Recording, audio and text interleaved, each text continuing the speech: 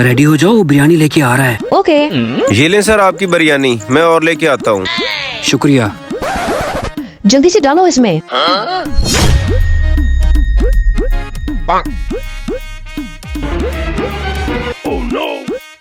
Plate मैंने छुपा दी।